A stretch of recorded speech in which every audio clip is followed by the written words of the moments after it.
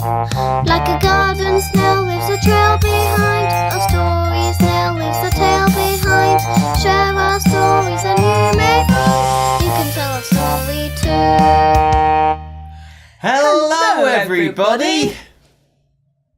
And welcome to another storytelling assembly. This time we're going to be telling a story that really happened, in this country 350 years ago, which is a time we can know about because a man called Samuel Pepys wrote a very famous diary that we can still read. That's right. In fact, it's because of Sam's diary that we know so much about that period. He seemed to be there at some of the most important moments in history. And it's also because of Samuel Pepys that we know of somebody else who lived 350 years ago called Sir Thomas Bludworth. Now you can probably tell by that name that this was an important man. And he was important. He was the Lord Mayor of London. But being important meant that he also had a lot on his mind.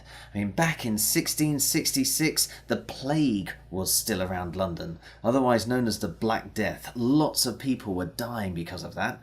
Also back then, the streets of London were really smelly. And the River Thames too. It was a horrible time to be walking around.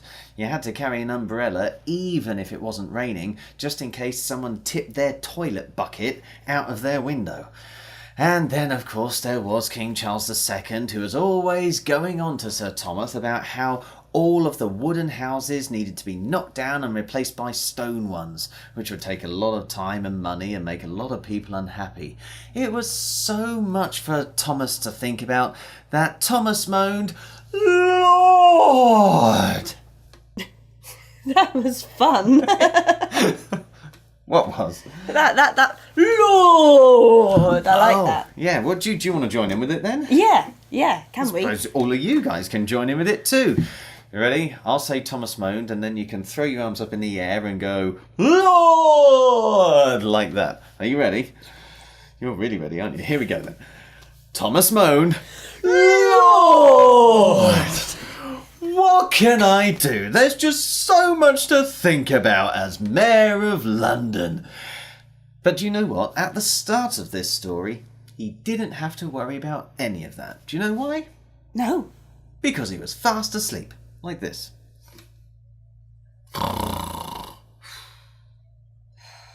And while Sir Thomas slept, there was a sudden knock on the door.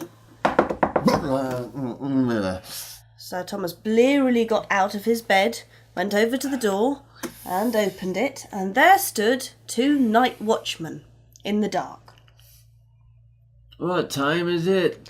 It's 3 o'clock in the morning, sir, and there's a fire started in Pudding Lane. Can't this wait until morning? It's spreading pretty quickly, sir. I think you'd better come and have a look. So Sir Thomas put on his dressing gown, left his house and followed the night watchman to Pudding Lane, where he stood and had a look at the fire.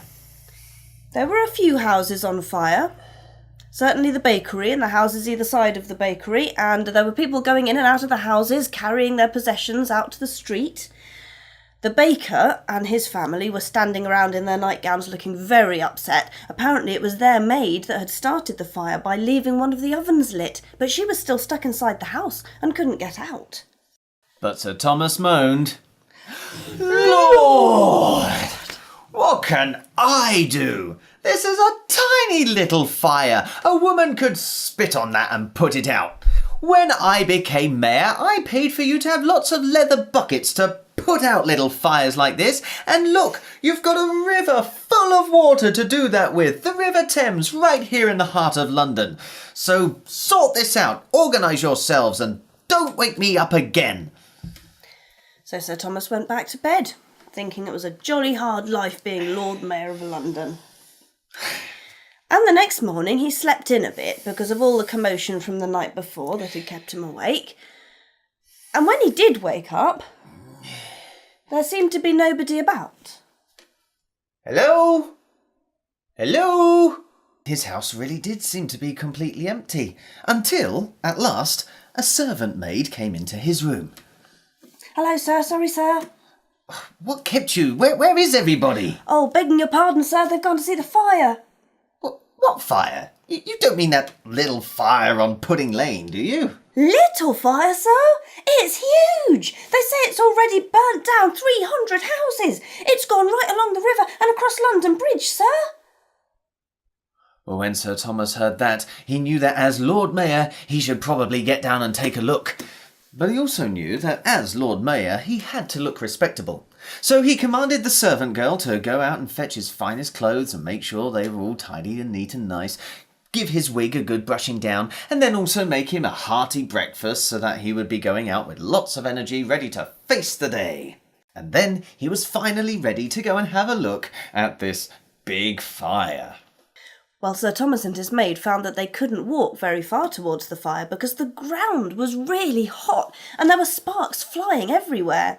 So instead of taking the streets, they decided to make their way down towards the river. But when they got there, they realised that everybody had had the same idea.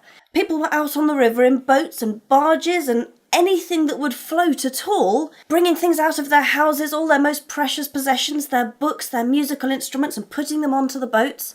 And when eventually Sir Thomas and his maid managed to find a space on one of the boats, they found that the man who owned the boat was making a lot of money by letting people ride on his boat that night, and he asked them for a huge amount of money. But they got onto the boat, they started off down the river, and from the river Sir Thomas could see that his leather buckets were having absolutely no effect at all on the fire. He was watching people coming down the streets, filling one bucket with water from the river, racing back up the street and pouring it onto the fire, and it was absolutely useless. Thomas saw all of the mayhem and tried to think about what could be done, but as he looked up for inspiration, he saw pigeons flying over the fire, scorching their wings and dropping down into it. And that also helped him to see which way the wind was blowing. That was going to take the fire towards the heart of London, where all of the really important buildings were, some that you may have heard of, like the Tower of London and St. Paul's Cathedral. He had to do something to save London. It was all on him now. He was the Lord Mayor of London after all. But what could he do? As soon as they alighted near London Bridge, he found a team of firefighters who seemed very pleased to meet him. Oh, thank goodness you're here, sir. We need your permission to start pulling down these houses that are in the road of the fire. You see, if the fire doesn't have anything left there to burn up, then we can stop it. Well, it sounded like a good idea, but Sir Thomas moaned, "Lord! What can I do? I can't go down pulling houses, not without an edict from the king. If I start pulling down houses, then who's going to get the bill? Me! That's huge amounts of money. I can't sanction that. I can't allow it. You're just going to have to keep making do with the leather buckets. Look, there's a river full of water. Use it. Come on, people. We've got to do it that way." The fire kept on spreading, and pretty soon those houses that Thomas had just refused to pull down were burnt to the ground anyway.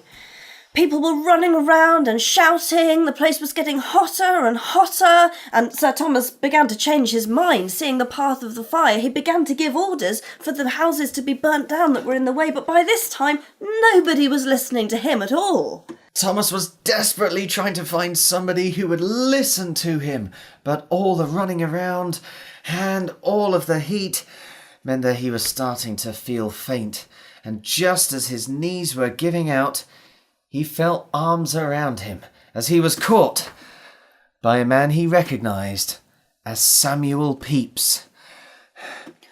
"Lord Mayor, sir, I have an edict from the king. He says to pull the houses down. You must act now." But Sir Thomas moaned, "Lord, what can I do? The people won't obey me." Sir Thomas had run out of options. There was nothing left for him to do but to sit and watch as the fire took over more and more of London.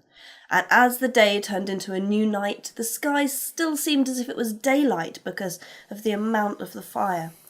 In fact, the fire carried on burning for 3 days, and it destroyed over 3/4 of London, including those famous buildings he'd been so worried about, like St Paul's Cathedral. When the fire finally burnt out after 3 days, all of that had to be rebuilt, and the London that we know today and the new St Paul's Cathedral was all built after the fire. But I wonder if any of that could have been helped. I mean, if you were Sir Thomas Bludworth, Amy, what would you have done? I think I would have pulled down the houses when they'd first asked me to. I mean, the firemen had a really good idea there. Well, yes, but don't forget that would have cost Sir Thomas an awful lot of money. And at that point, he had no idea whether this really was going to help. I think if it were me, I probably would have made sure when the king suggested taking down the wooden houses and putting stone ones up, that would have been a good idea, because then none of it would have happened in the first place. Before the fire even started. But then again, doing that would have made people move out of their houses and have to wait for a stone one to be built, and it would have cost a huge amount of money to build all of those houses, and that was before people really knew there was going to be a problem. Well, that is true. Do you know what? I think if I was Sir Thomas, I would have just listened in the first place when they said that there was a fire. Because I think if he had organised people then, maybe his leather buckets would even have helped. He could have got the firefighters in and just put out the fire when it was still small. That's true. I mean, it wasn't really his responsibility then, was it? But if he had taken responsibility, it would have saved him a lot of trouble later. Sometimes the best thing you can do in a situation is help as early as possible. I wonder what you would have done if you'd been Sir Thomas. When you've decided, perhaps later you could tell a friend or a teacher. Right now, though, it only remains for us to say cheerio, and we hope to hear your story soon. So, cheerio! And we hope to hear your story soon.